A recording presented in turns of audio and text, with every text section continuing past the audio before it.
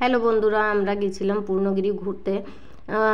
মা যখন ডাকে তখনই যাওয়া যায়, তার আগে কখনো যতই ইচ্ছা থাকুক না কেন যাওয়া যায় না।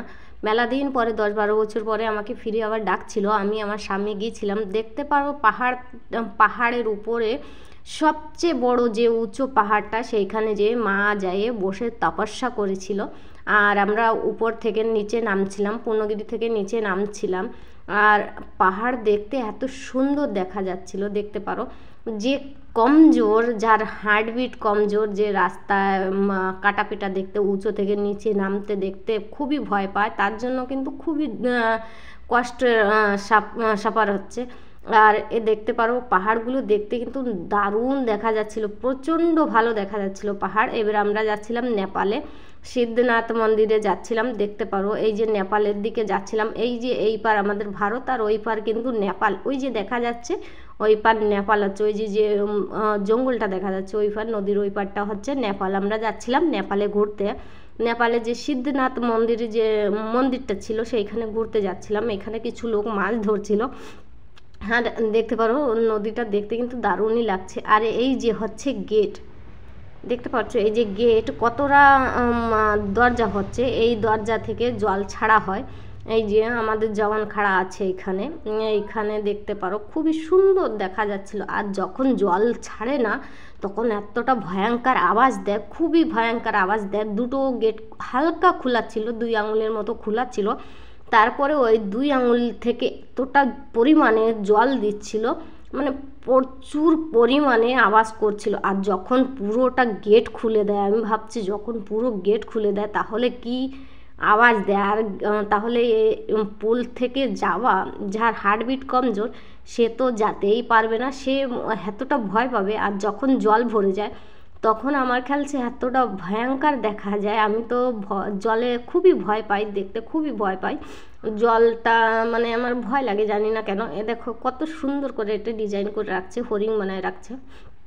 এই যে আমাদের ইন্ডিয়া, মানে ইন্ডিয়ার এই যে লাস্ট ভাগটুক আরেকটু আগে গেলে, এই যে আমরা এখনও আছি কিন্তু ইন্ডিয়ার ভিতরেই আছি। এইখানে যাতে গেলে আধার কার্ড না হলে তোমার এন্ট্রিও হবে না, আধার কার্ড দেওয়া লাগে, এন্ট্রি দেওয়া লাগে। বিনা এন্ট্রিতে তুমি যেতে পারবে না। দেখো এইখানে একটা গেট খোলা ছিল, সেই জন্য ওই দড়িটা দেখা গেল, ওই হালকাসা কোনো মতে হালকাসা গেটটা খুলছে, তা ওইখানে ওই দড়িটা রাস্তায় ফেলা আছে। আর দেখতে কিন্তু পুলটা খুবই ভালো দেখা যাচ্ছিলো। এটা হচ্ছে ইন্ডিয়া নেপালের গেট, মানে আধা ইন্ডিয়ার আধা নেপালের, দুজনের মিলে এই গেটটা হচ্ছে।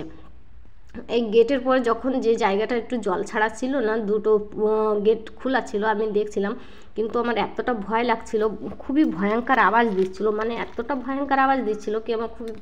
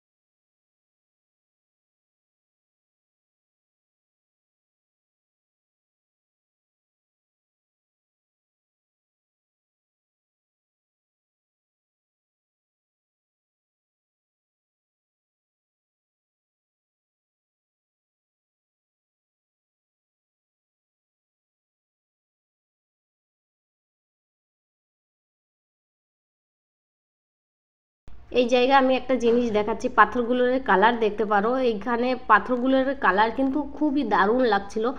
হোয়াইট, মানে 2-3টে কালারের মধ্যে খুব সুন্দর একটা মিক্সিং কালার হচ্ছিল। আমরা এখানেও বসে কিছু ফটো শ্যুট করলাম, এখানে কিছু ফটো নিয়েছিলাম আমার ফ্রেন্ড আর আমি। কেউ আসে পারছিল না, আমি আর ও ছিলাম, তা আমরা দুইজনে বসে একটু ফটো নিচ্ছিলাম।